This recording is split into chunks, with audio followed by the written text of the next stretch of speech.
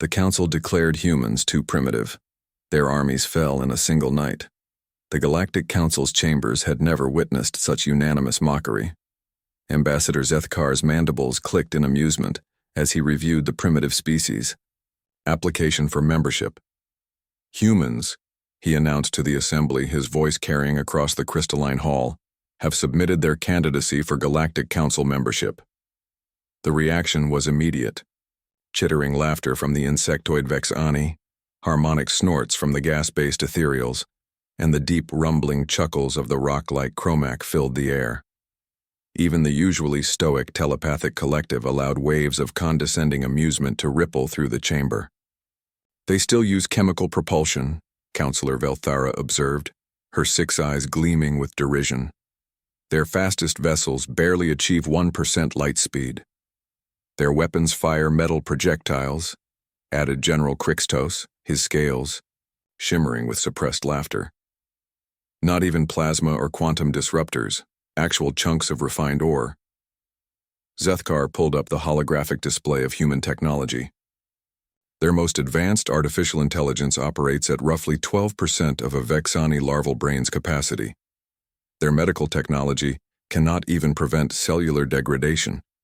Most primitively of all, they have not achieved hive mind consciousness. Each individual operates independently. The Council erupted in fresh waves of mockery. Independent consciousness was considered the hallmark of primitive species across the galaxy. Every advanced civilization had long ago abandoned such inefficient individualism.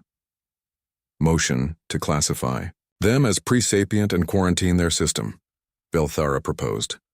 Seconded, came the immediate response from 17 different species, all in favor of maintaining the quarantine around Sol 3 and denying human contact privileges. The vote was 847-0. Not even the usually sympathetic healer caste voted against it. What the Council didn't know was that Lieutenant Sarah Chen was listening from her stealth reconnaissance ship, positioned just outside the station's sensor range.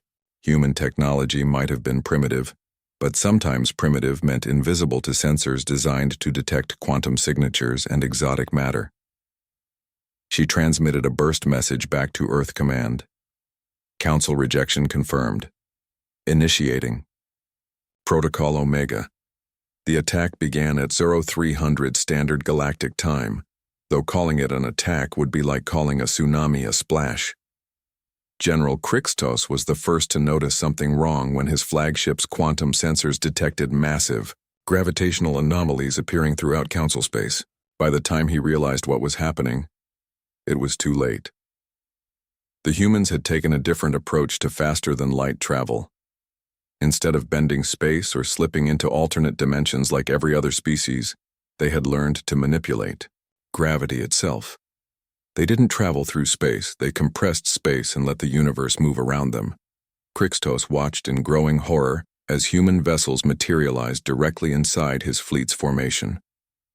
His ship's shields, designed to repel energy weapons and deflect matter, were useless against opponents who appeared inside their defensive perimeters. But the real shock came when the humans opened fire.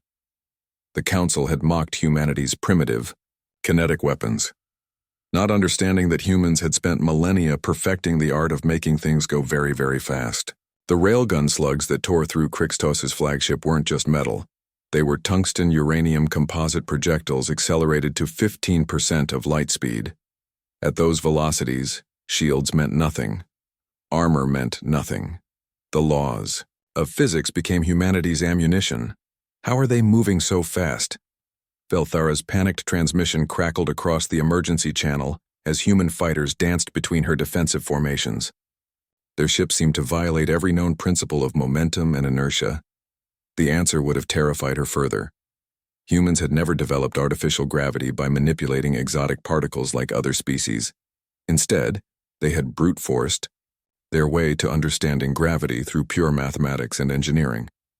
Their inertial dampening systems didn't just negate G-forces, they allowed human pilots to experience forces that would liquefy any other known species. Captain Maria Rodriguez pulled 12 Gs in her fighter, grinning fiercely as she dove through a formation of ethereal interceptors. Her wetware, primitive by galactic standards but perfectly integrated with human neurology, allowed her to process combat information faster than any hive mind could distribute it among its nodes. The individual consciousness that the Council had mocked became humanity's greatest weapon. Each human pilot was unpredictable, creative, and capable of split-second decisions that no collective intelligence could match. By dawn, it was over. Zethkar found himself aboard a human vessel, along with the other surviving Council members. The human who addressed them looked impossibly young. The galactic records indicated humans aged rapidly, but this Admiral Torres appeared to be barely past juvenile development.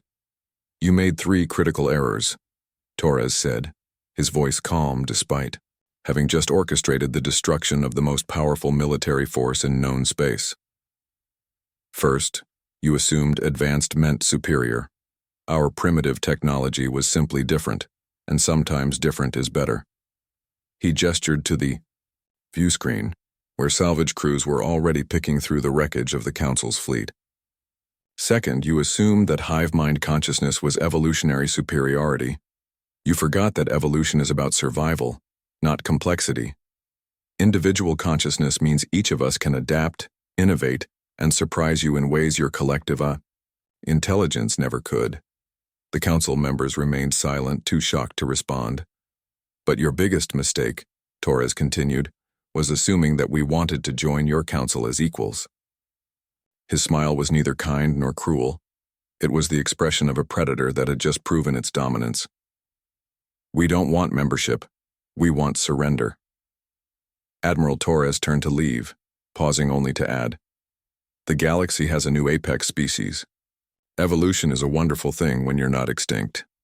As the human walked away, Zethkar finally understood the error in their calculations.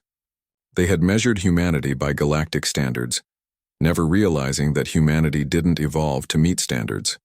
Humanity evolved to exceed them. The age of human expansion began that day, and the galaxy would never underestimate the power of being primitive again.